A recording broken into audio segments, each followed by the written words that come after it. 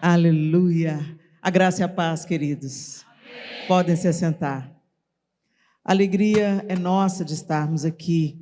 Bendito seja Deus, com esse propósito de mergulharmos na presença. Gente, isso é muito mais do que um jargão ou um título de um congresso. Essa é realmente a necessidade da igreja, sempre foi, mas agora mais do que nunca, quando a gente olha ao nosso redor e a gente percebe um mundo absolutamente quebrado, mais do que nunca, nós precisamos de colocar os olhos no autor e no consumador da nossa fé. Nós precisamos de aprofundar as nossas raízes. O salmista compara o justo com o cedro do Líbano, com a palmeira do deserto. E essas duas árvores, elas têm características distintas, mas muito especiais. E o que elas têm em comum, a palmeira e o cedro do Líbano? Raízes profundas. O cedro do Líbano, no seu primeiro ano, nos 2 primeiros anos depois de ser plantado, ele nasce para fora da terra 5 centímetros. Parece frustrante, né? 5 centímetros apenas, mas para baixo, 1,5 metro de raiz. Para cada 5 centímetros, 1,5 metro de raiz. E é a essa árvore magnífica que nós somos comparados. Então, num tempo de sequidão, de fome, de necessidade espiritual extrema,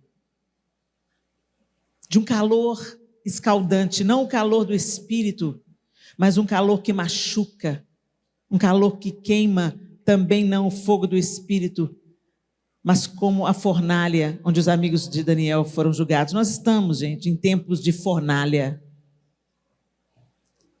Mas o Senhor vai estar com a gente na fornalha, amém? Por isso que é tão importante nós nos reunirmos para nos aprofundarmos. Nós precisamos de profundidade em Deus. Se você está com a sua Bíblia, eu gostaria que você abrisse a sua Bíblia em Mateus capítulo 6. Mateus capítulo 6. Está dentro de uma realidade do Sermão do Monte. Os capítulos 5, 6 e 7 de Mateus descrevem para a gente o ensino de Jesus. A espinha dorsal do ensino de Jesus. Quando Deus tira o povo escravo do Egito, para onde Deus leva o povo? Para um monte. Que monte, gente? Sinai. Deus tira o povo do Egito e leva o povo, antes de ir para Canaã, ele leva o povo para o monte Sinai. E ali no monte Sinai, o Senhor ensina aquele povo que ficou escravo 400 anos, o Senhor ensina aquele povo quem Ele é novamente. Eu sou o Senhor, o teu Deus, que te tirou da terra do Egito, da casa da servidão. Não terás outros deuses diante de mim. Deus tirou o povo do Egito e agora Deus precisava de tirar o Egito do povo. Por 400 anos eles ficaram ali sob a influência dos ídolos egípcios. Por isso que Deus não apenas mandou 10 pragas, Deus mandou 10 pragas que executavam juízo sobre divindades egípcias. Cada praga tem conexão com um deus egípcio. E o último faraó, que também era considerado um deus. E agora Deus leva o povo no monte, e Deus se apresenta para eles. Eu sou o Deus de Abraão, de Isaac, de Jacó. Eu sou o Deus dos seus antepassados. E eu estou levando vocês para uma terra nova, para um novo lugar. E aqui nós vemos no Novo Testamento Jesus fazendo exatamente a mesma coisa. Ele também atrai as pessoas a um monte. E nesses 3 capítulos de Mateus 5, 6 e 7, ele também se apresenta e apresenta os seus estatutos, o seu caráter e a maneira como seus filhos e filhas, seus irmãos e irmãs, aqueles que são reconectados com Deus, devem viver novamente. E aqui ele dá vários preceitos, ele ensina a respeito de dar esmolas, ele ensina a respeito do jejum, ele ensina sobre a gente não ter o nosso coração cobiçoso, mas colocar os nossos tesouros no céu. Ele ensina sobre os olhos serem a luz de todo o corpo, ele ensina sobre dinheiro, que ninguém pode servir a dois senhores, ele ensina sobre a ansiedade e as preocupações dessa vida, ou seja, ele nos dá o fundamento sobre o qual nós devemos caminhar na sua presença. E nessa noite eu queria revisitar com vocês um desses preceitos, a oração. Em Lucas 11, 2 e 4, em Mateus 6, a partir do verso 5, Lucas 11, 2 e 4 também tem esse mesmo texto. Mateus 6, a partir do verso 5, Jesus diz assim: e quando orarem, não sejam como os hipócritas, que gostam de orar em pé nas sinagogas e nos cantos das praças para serem vistos pelos outros. Em verdade, lhes digo que eles já receberam a sua recompensa. Mas ao orar, entre no seu quarto e, fechada a porta, ore ao seu pai que está em secreto, e o seu pai que vê em secreto lhe dará a recompensa. E orando, não useis vãs repetições como os gentios, porque eles pensam que por muito falar serão ouvidos. Não sejam, portanto, como eles, porque o Pai de vocês sabe o que vocês precisam, antes mesmo de lhe pedirem. Portanto, orem assim: Pai nosso, que estás nos céus, santificado seja o teu nome, venha o teu reino, seja feita a tua vontade, assim na terra como no céu. O pão nosso de cada dia nos dá hoje, e perdoa-nos as nossas dívidas, assim como nós também perdoamos aos nossos devedores. E não nos deixes cair em tentação, mas livra-nos do mal, pois teu é o reino, o poder e a glória para sempre. Amém. Senhor, essa é a tua palavra. E mais uma vez nós te pedimos, fala conosco, Senhor. Só tu tens as palavras de vida eterna. Que os nossos ouvidos sejam abertos e o nosso coração esteja receptivo, Senhor.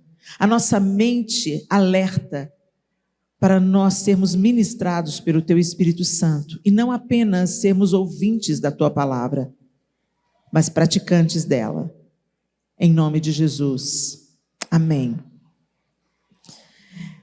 Jesus ensina aos seus discípulos como eles deveriam orar. Às vezes a gente fica tão no automático pensando que é para orar exatamente o Pai Nosso. Essa estrutura dá para a gente, não para a gente orar como uma reza repetida, sem conhecimento daquilo que a gente está falando, sem noção daquilo que a gente está falando. Mas Jesus está apresentando para a gente uma estrutura, uma ordem, a maneira como nós devemos nos achegar ao Pai em oração. Falar com Deus. É tão lindo que Jesus está ensinando aqui, gente, porque até aqui as pessoas se aproximavam de Deus através de um sumo sacerdote.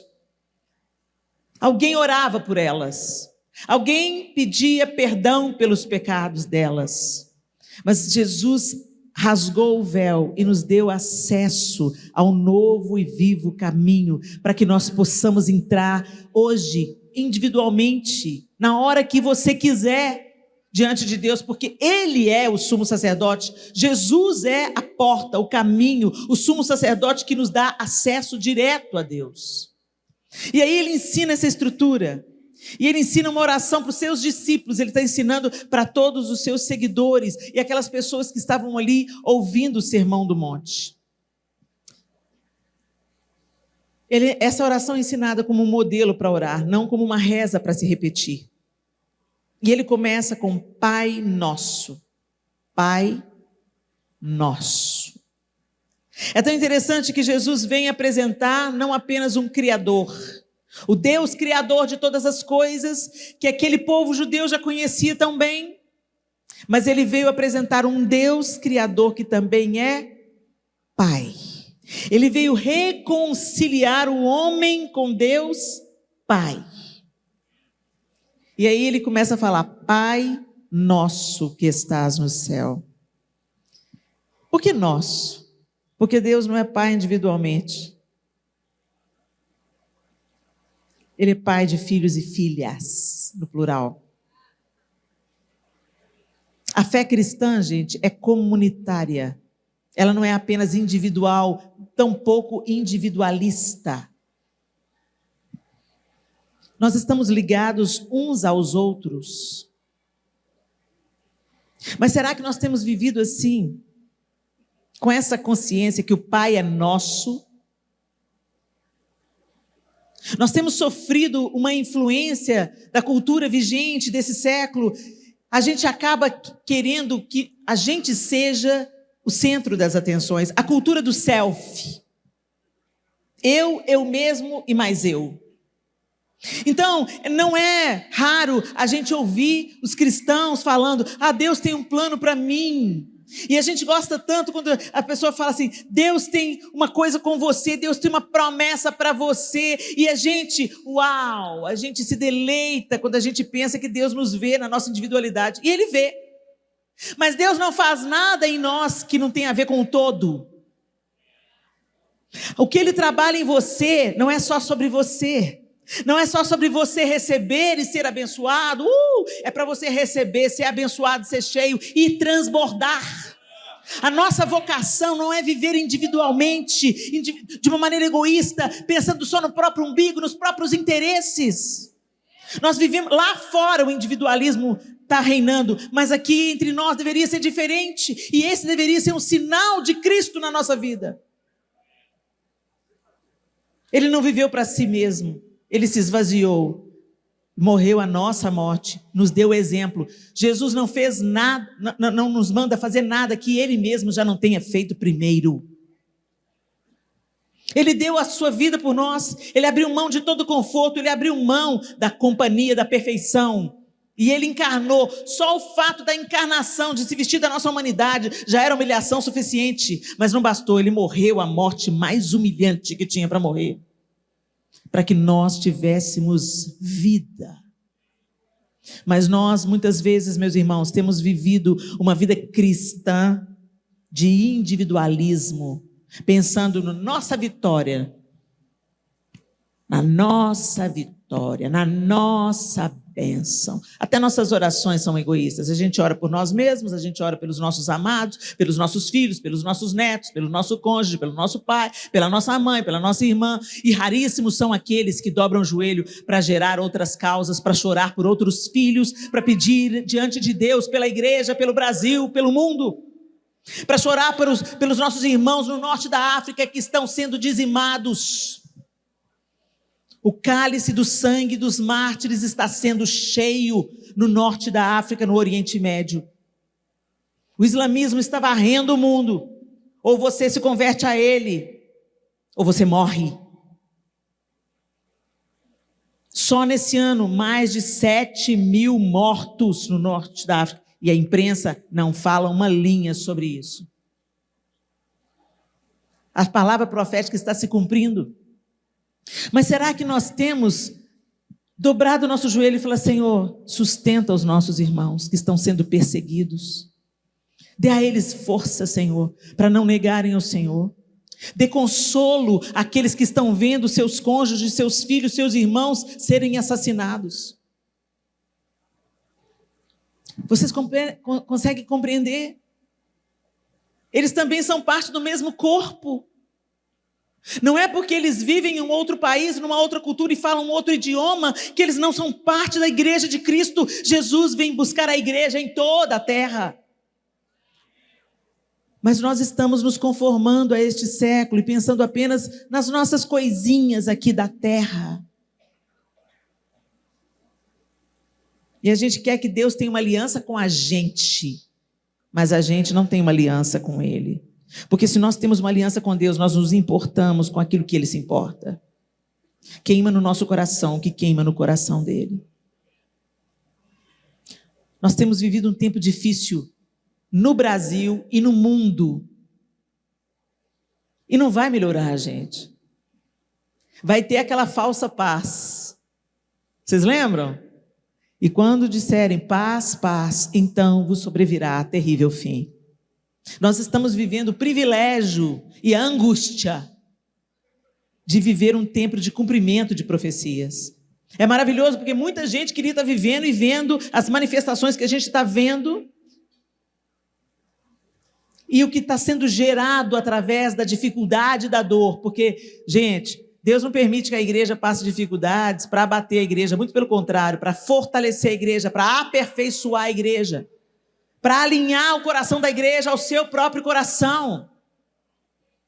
E quando a gente volta e revisita as nossas raízes, a gente encontra Pai Nosso. Essa pessoa que está do seu lado é tão amada quanto você. Deus não ama mais o fulano e esse ciclano, porque é ungido. Tem os filhos que recebem mais do pai, não porque são mais amados, mas porque gostam de se assentar à mesa com ele. Deus não tem filhos prediletos, mas tem os filhos que preferem a companhia dele do que qualquer outra coisa. E certamente esses vão saber muito mais coisas sobre o pai. Vão participar de muitas refeições e descobrir coisas sobre o pai que os outros filhos não conhecem. Mas não é porque Deus ama mais um do que o outro. Será que nós temos buscado esse pai que é nosso? Será que a gente compreende que aquela pessoa que está lá fora, que pensa o contrário do que a gente pensa, defende o contrário do que a gente defende, nos odeia, ela também é amada por Deus? A graça de Deus está disponível sobre ela? Gente, nós deveríamos estar orando por essas pessoas e clamando: Senhor, esvazia o inferno, Senhor, esvazia o inferno. Mas sabe uma coisa boa para impedir isso? É um crente viver egoisticamente, pensando apenas na própria vitória, nas próprias necessidades e fazendo as orações egoístas: cuida de mim, cuida dos meus, cuida dos meus, cuida dos meus. O diabo não precisa de levar a gente para o pecado declarado, não, gente. O pecado só precisa plantar as sementes que ele tem plantado nesse século dentro da gente. Todo mundo está fazendo. Aí não parece legal? Todo mundo está fazendo. Por que será que o apóstolo Paulo fala em Romanos, no capítulo 12, não entrem na forma de pensar desse mundo? Não pensem do mesmo jeito que o mundo pensa, mas transformem-se pela renovação do seu entendimento na palavra da verdade. E aí sim vocês vão experimentar a boa, perfeita e agradável vontade de Deus para vocês. A oração expressa unidade entre os filhos. Nós somos irmãos e irmãs. Quando a gente fala Pai Nosso, é para a gente se lembrar disso. Reforça a ideia de uma família espiritual. Promove solidariedade, empatia. Você não ora só por si, você ora por todos. E se se a gente ora uns pelos outros, então a gente também vai servir uns aos outros. Sem esperar reconhecimento, sem esperar aplauso, sem esperar ganhar a faixa do mais humilde. A gente serve porque é da nossa natureza servir, como é do nosso mestre.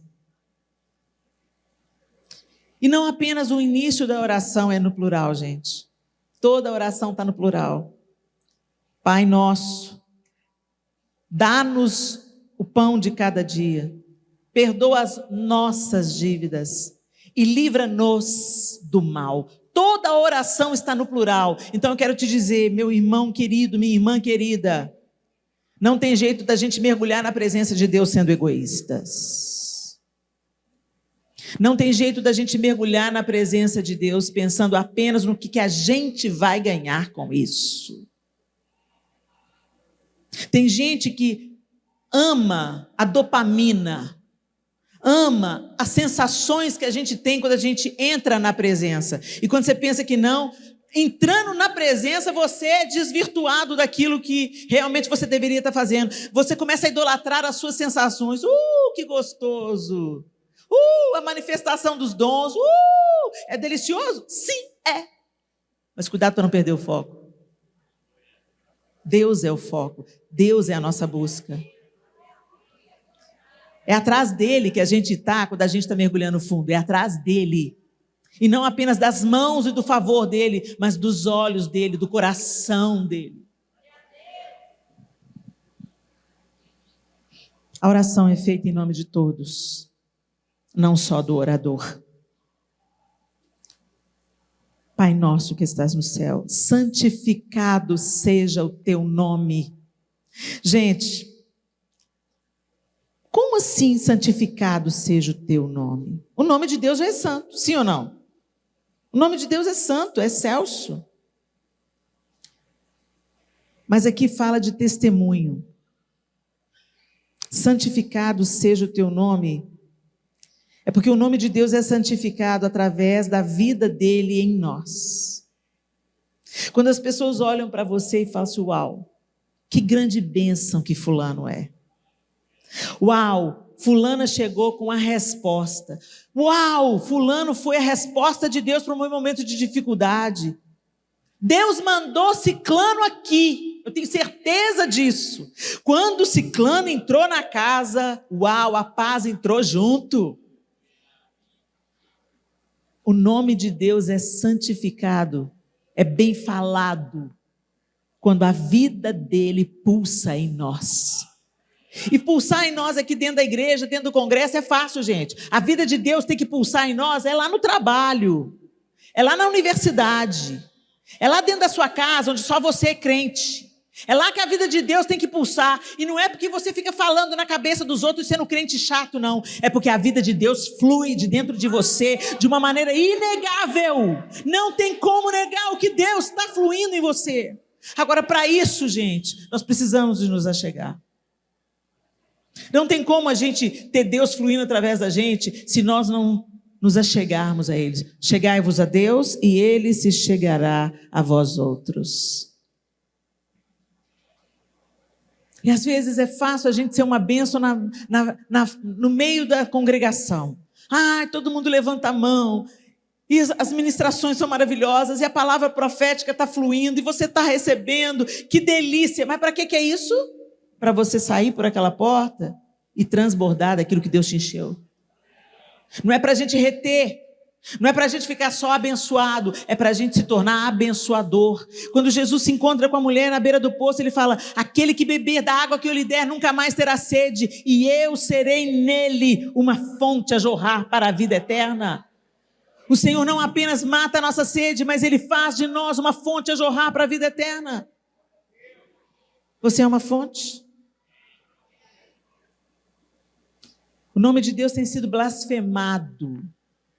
Porque muitos que levam o nome de cristãos têm atitude destoante da fala.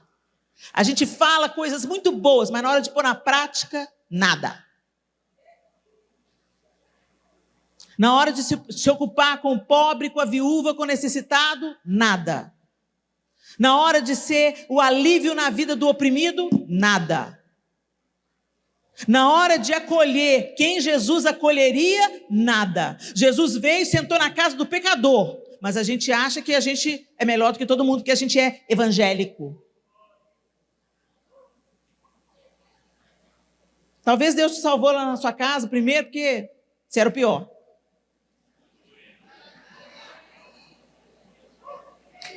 É para a gente ter o rei no coração, não é o rei na barriga. Essa soberba dita evangélica está fazendo o nome de Deus ser blasfemado. O pai e a mãe na igreja é uma bênção, mas em casa é o cão chupando manga.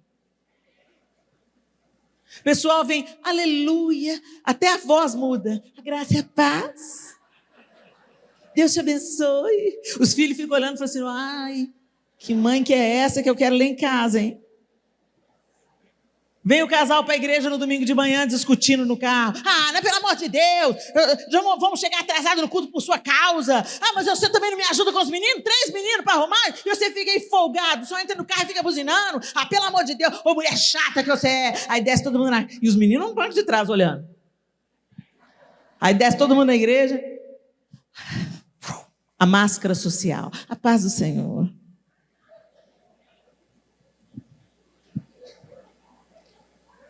E se você é assim, eu quero te dizer, você é assim não é só na igreja, não, é em todo lugar. As pessoas percebem como seus filhos percebem. O mau testemunho, gente, é igual o mau hálito. A gente não sabe o que tem, mas todo mundo está sentindo o cheiro. Santificado seja o teu nome, Senhor. Que as pessoas olhando para a minha vida, elas vejam o Senhor. Que eu seja um sinal da sua bondade, da sua justiça, do seu acolhimento, do seu perdão. Que eu seja um sinal, uma tocha acesa num tempo de escuridão. Santificado seja o teu nome. Venha o teu reino. O governo de Deus está sobre mim. Não me interessa quem está no governo do Brasil. O governo do Senhor está sobre mim.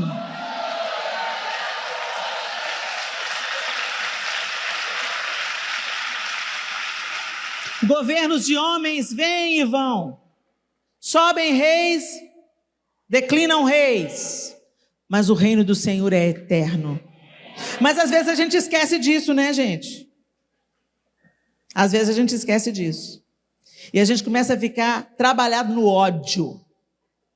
Mas que raiva, não é possível, está acontecendo isso, ninguém vai fazer nada não. E a gente fica, Deus, o Senhor não vai fazer nada. Eu já estou vendo um tanto de crente desesperado. Deus, o Senhor não vai fazer nada não, Deus. Ô, gente, toda autoridade é constituída por Deus. Quer você goste, quer não. E às vezes Deus vai permitir uma autoridade tirana para quebrar a idolatria do povo e para fazer o seu povo se voltar para Ele. Venha o teu reino. Não interessa os impostos, as coisas, as tribulações, vai ficar ruim, mas o Senhor vai me sustentar, o Senhor vai me aperfeiçoar, o Senhor vai me quebrantar, o Senhor vai me purificar, porque o sofrimento na vida do crente nos aviva. Pode lembrar aí na sua vida,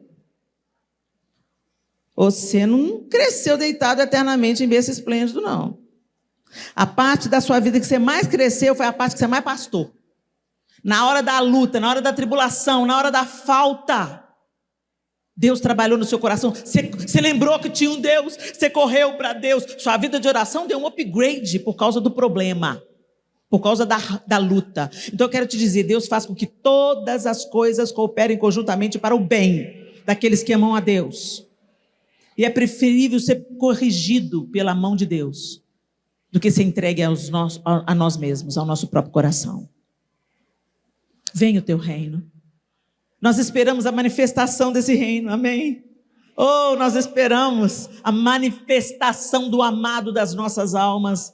Nós esperamos um novo céu e uma nova terra e o Cordeiro reinando, nós esperamos. Mas nós que já cremos hoje, já podemos viver a antecipação disso hoje, deixando que Ele reine sobre nós. Reine sobre o nosso desejo, reine sobre as nossas preferências, reine sobre a nossa opinião, reine sobre as nossas fraquezas, que Ele reine sobre nós. E que não seja só de lábios, mas que seja de verdade. Que o padrão de Deus seja o prumo que nos endireite, que nos edifique.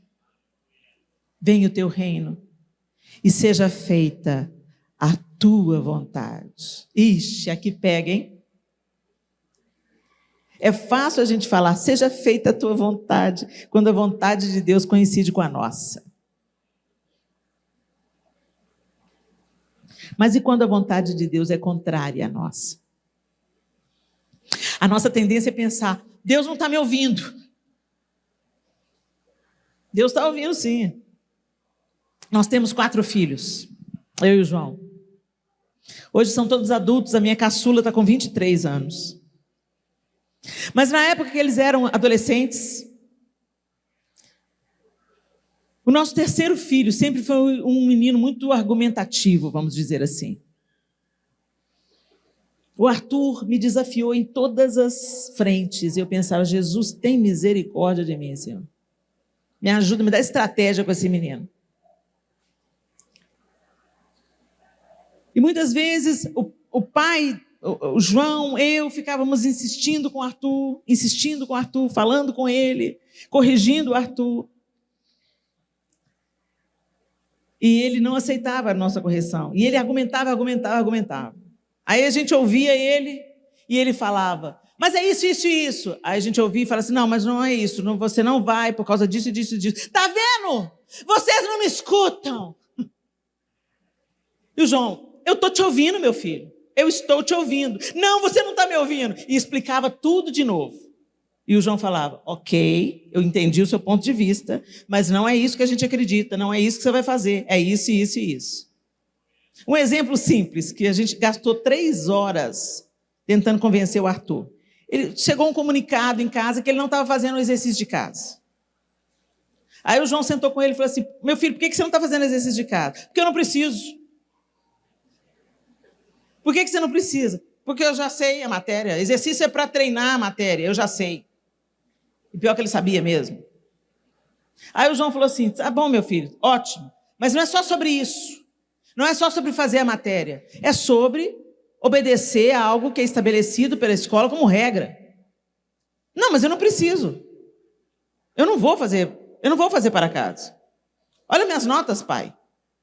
E o João é professor. E dava aula na mesma escola que ele tinha aula, mas não era professor dele. E o João começou a argumentar com ele.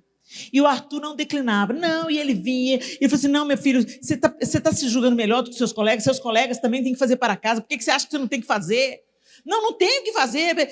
E aí ele começou a apelar e falou, vocês não estão me ouvindo. O João falou assim, nós estamos te ouvindo sim, nós só não estamos concordando.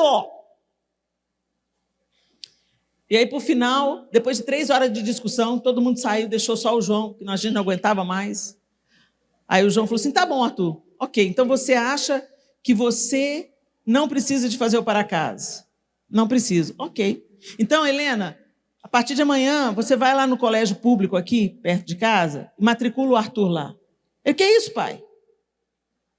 Que é isso? Ele estuda numa escola particular, porque o pai é professor na escola, ganhou bolsa, estudou a vida toda na escola particular por causa da profissão do pai. Eu, não, você não é obrigado a fazer para casa, e eu não sou obrigado a gastar com uniforme, te colocar numa escola particular, já que você sabe tanto, estudar numa escola pública não vai fazer diferença nenhuma. Aí ele se deu por vencido. Aí você apelou, pai. Não, não apelei, eu só estou indo no mesmo raciocínio que você. Aí o bico cresceu, né? Mas ele acatou, começou a fazer para casa. Mas o que eu estou chamando a atenção, eu quero com essa história chamar a atenção de vocês, é que muitas vezes a gente entra na mesma argumentação com Deus. Ô Senhor, mas isso é o certo. Ô Senhor, mas pega o meu filho. Ô Senhor, levanta um profeta na vida do meu filho que está desviado. Ô Senhor, a gente fica dando sugestão para Deus. Gente, tem gente que só vai amar a Deus depois que comeu o pão que o diabo amassou. É uma realidade triste, mas é verdade. Quem muito é perdoado, muito ama. O que a gente tem que não declinar é ore. Senhor, proteja, Senhor, visita, Senhor, convence. A gente não abre mão de ninguém em oração, mas nós não podemos convencer. Mas creia que Deus está ouvindo. Desde a primeira oração que você fez, Deus ouviu. Mas Ele tem um tempo perfeito para todas as coisas. E tem um tanto de crente que fala assim, Deus não está me ouvindo. Exatamente como Arthur falava para o pai. Você não está me ouvindo. Ele estava ouvindo, só não estava concordando. Ou só não era o tempo de ter aquilo. Será que nós confiamos? Seja feita a tua vontade. É uma oração perigosa. Porque quando a gente fala isso para Deus, a gente já tem uma vontade em vista.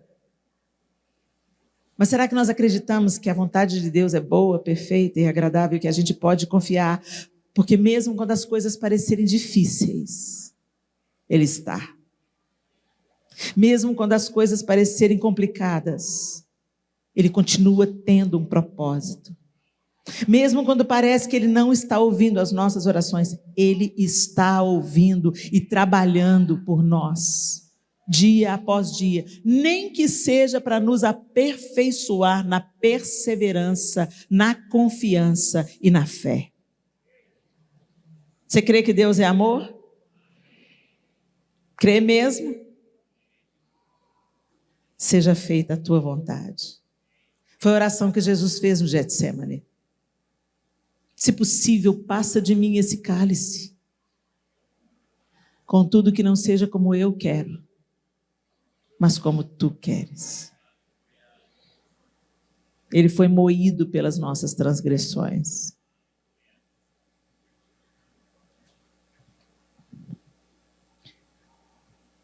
Seja feita a tua vontade, assim na terra como no céu. O pão nosso de cada dia. Ai, gente, como a gente anda ansioso. Como a gente é ansioso. Como é que eu vou pagar minha conta? Como é que vai ser minha aposentadoria? Você não sabe nem se você vai chegar lá.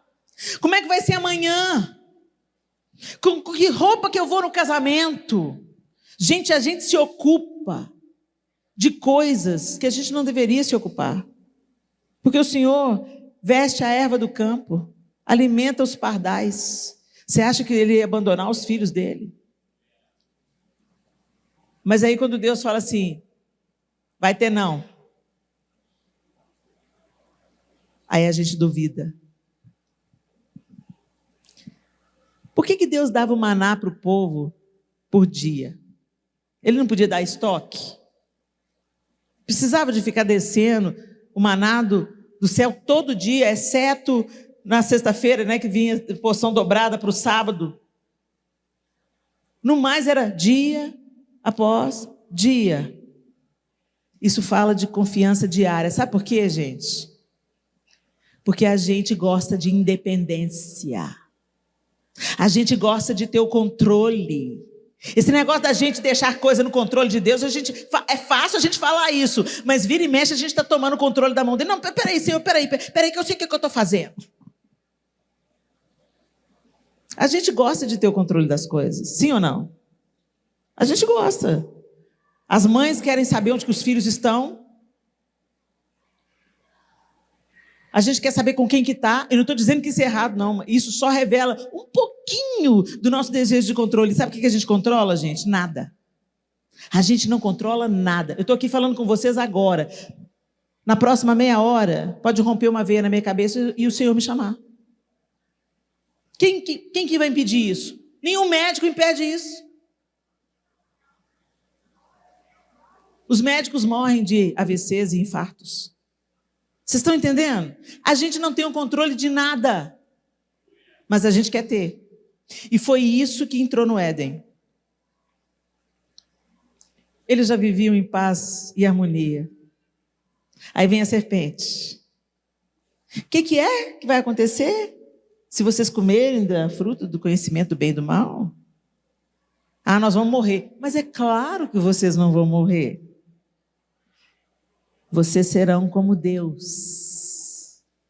E desde então, a gente tem tentado. A gente pensa que a gente é Deus. A gente quer tomar as nossas decisões. A gente não confia que Deus vai prover. A gente não vive o hoje, ou a gente só está preso no ontem, ou a gente está ansioso pelo amanhã. O C.S. Lewis escreveu um livro que chama Cartas de um Demônio ao Seu Aprendiz. É um livro de ficção, onde o escritor começa a pensar as estratégias do diabo para o nosso tempo.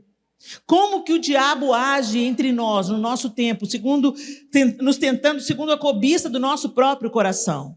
E aí ali estão as instruções do diabo ao seu aprendiz de demônio. E no último capítulo, se eu não estou enganado, a carta fala assim para ele, para o demônio aprendiz. Olha, uma maneira de você impedir esse povo do inimigo, ele chama Deus de inimigo, esse povo do inimigo, deles crescerem, deles avançarem, deles nos vencerem, não mantenha eles no hoje. Mantenha eles presos no ontem ou ansiosos pelo amanhã. Porque quando eles vivem no hoje, eles estão confiando Eles estão se entregando, eles estão caminhando e vivendo um dia de cada vez. Não foi isso que Jesus falou? Basta cada dia o seu mal. Vive hoje, fica aqui hoje, ama hoje, abraça hoje, declara o amor hoje, confia hoje, ora hoje.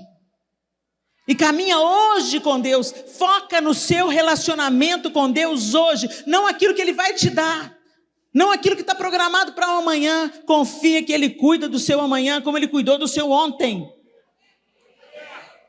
Mas não, a gente fica ansioso ou preso no passado, num tempo que foi muito bom. Ai, aquele tempo foi tão bom, foi ótimo, irmão, mas já passou. Ou então fica arrastando um defunto espiritual. Ai, o meu pai me abusou, ai, o meu tio me molestou, ai, a minha mãe me abandonou, ai, a professora me humilhou. Você fica andando pela vida preso na dor do passado.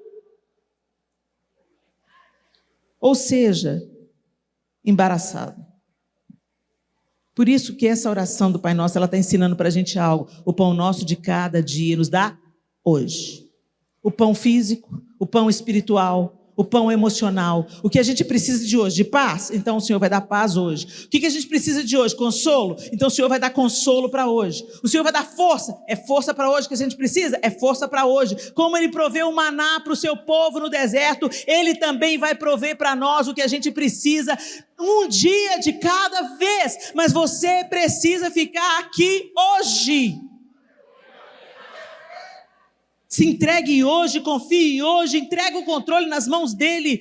Como nós pecamos contra o Senhor com a ansiedade do nosso coração. A ansiedade, gente, é a nossa declaração de incredulidade. E sem fé é impossível agradar a Deus.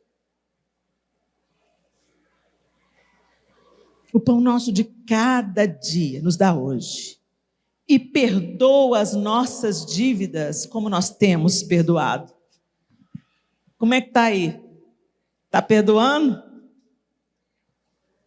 Mais ou menos?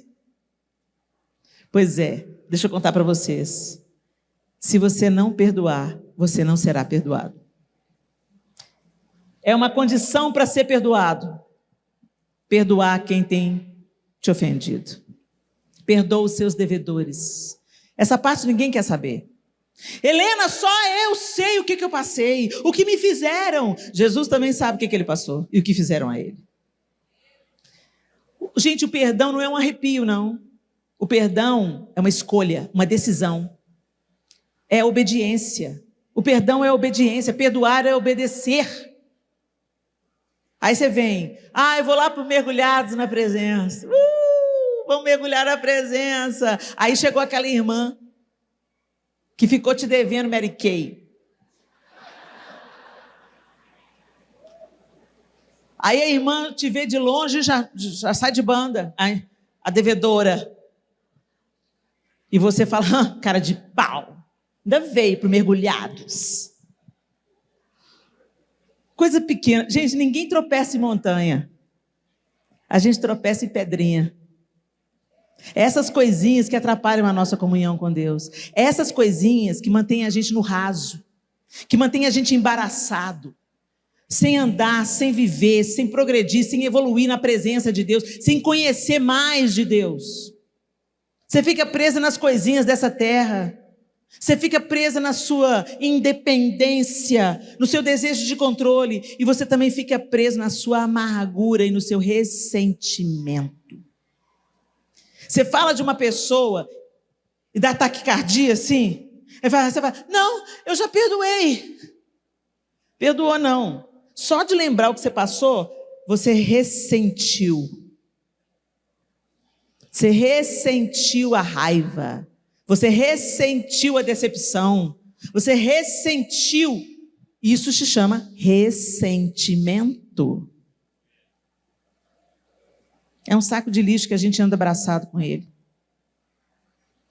Não dá o destino que tem que dar. E aquilo vai te contaminando. Gradativamente. Que saco de lixo que você precisa de largar hoje para entrar na presença? Que com saco de lixo, gente, a gente não mergulha, não.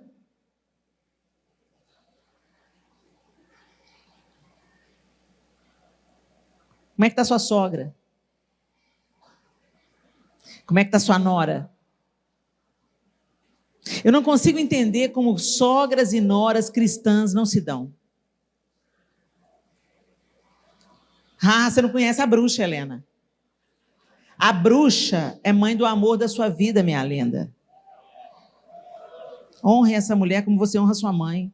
Porque se não fosse ela, ele não existia.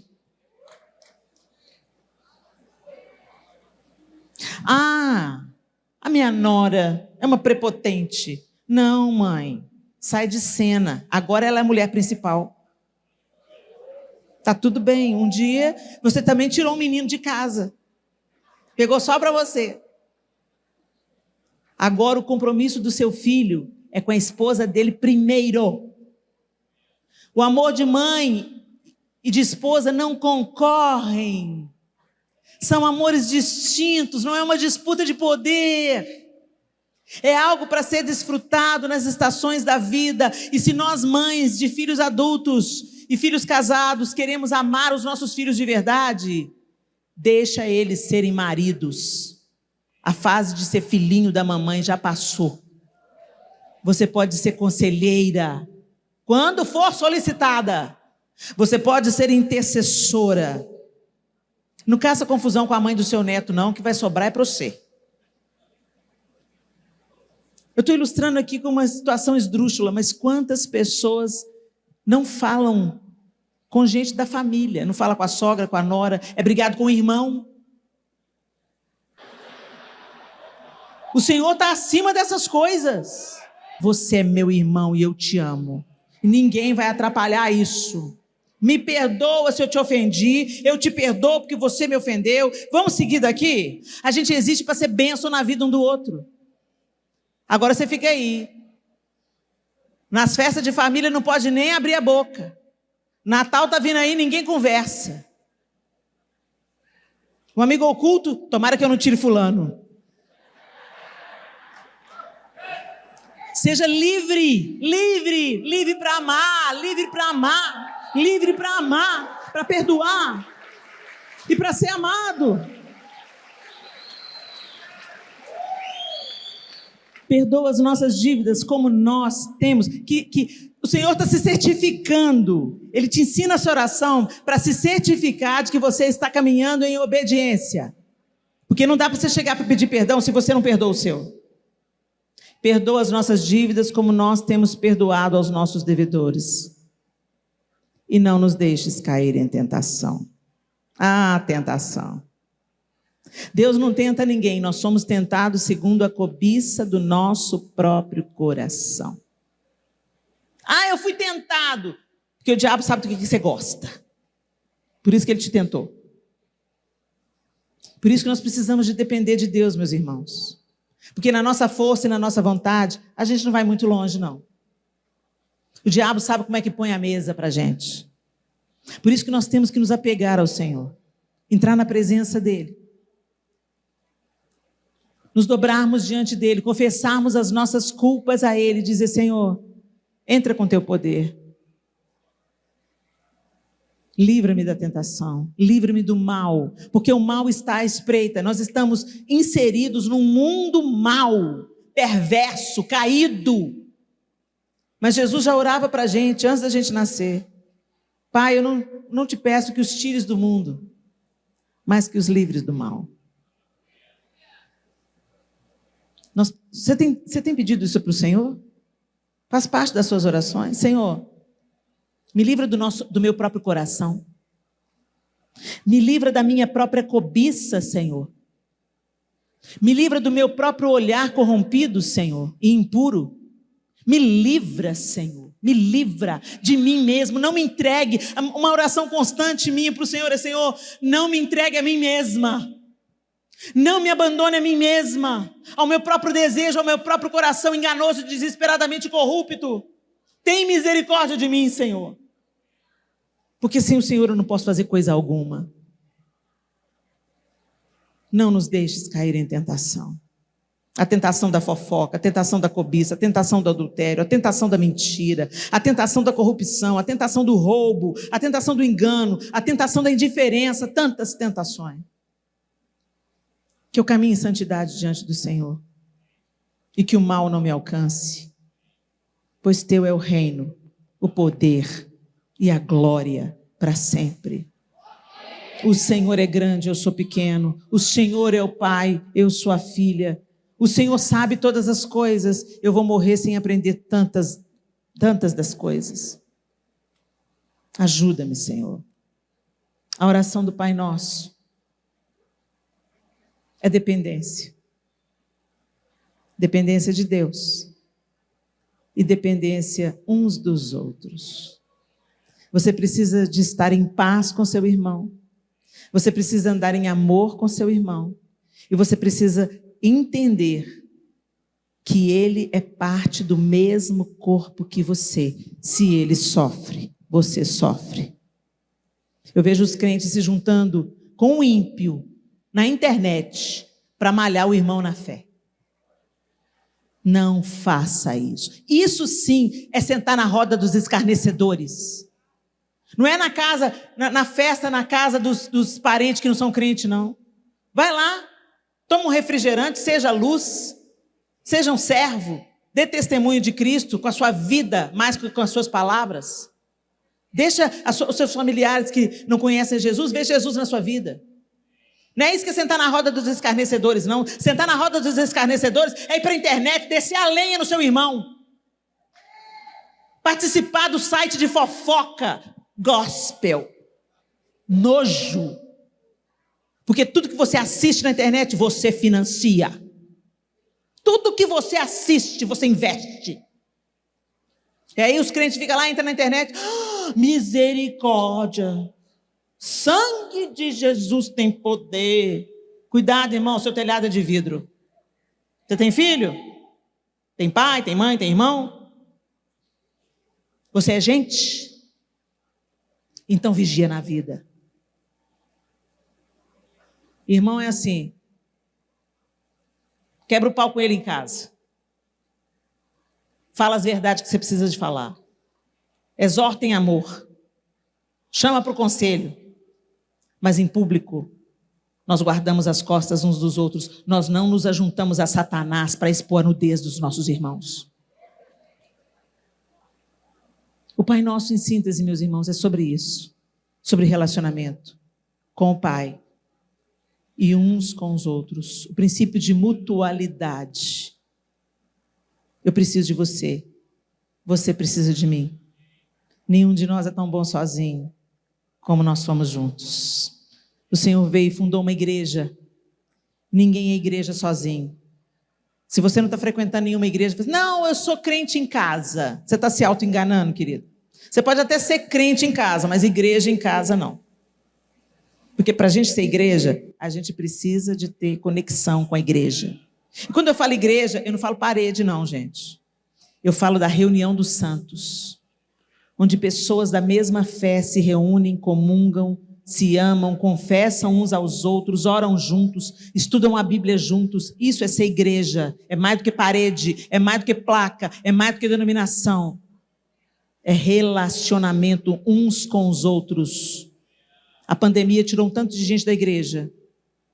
Mas para a gente ser igreja, a gente precisa estar uns com os outros. Feche os seus olhos.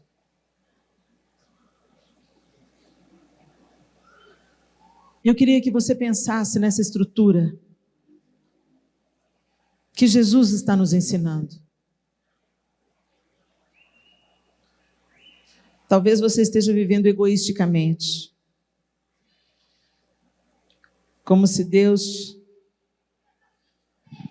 fosse o seu servo, que tem que te dar as coisas que você quer. Parece mais Papai Noel do que Deus.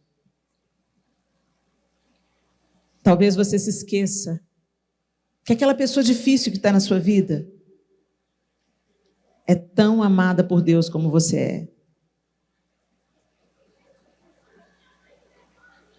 Aquilo que Deus tem dado a você de perdão, de graça e de misericórdia é para transbordar na vida dos outros.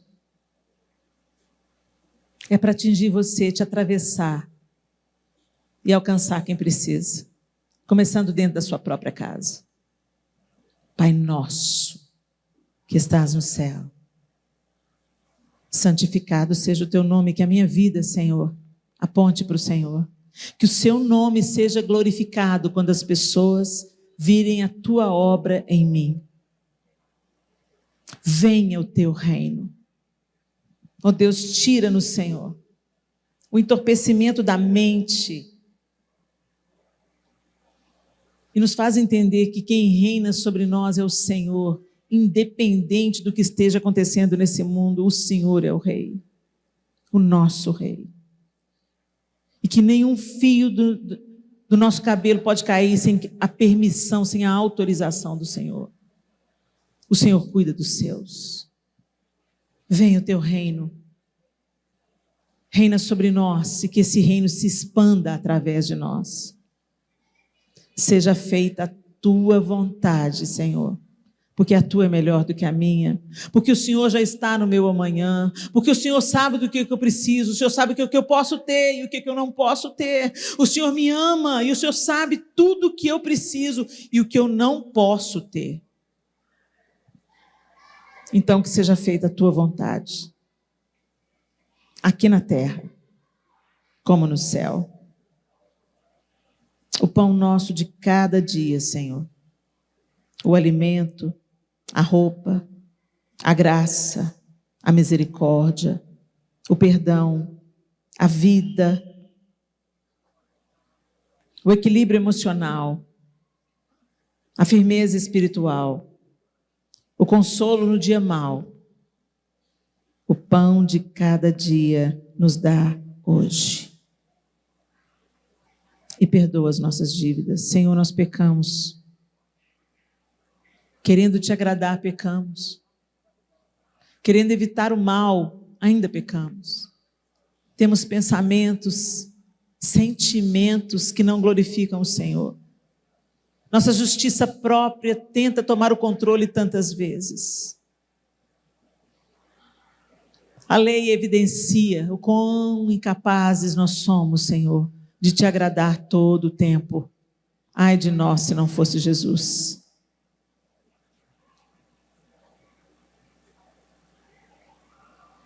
Seja feita a tua vontade. O pão nosso de cada dia nos dá hoje. Perdoa as nossas dívidas, como nós temos perdoado aos nossos devedores. Ajuda-nos a perdoar, Senhor. Ajuda-nos a perdoar, a tomar essa decisão hoje, a buscar reconciliação.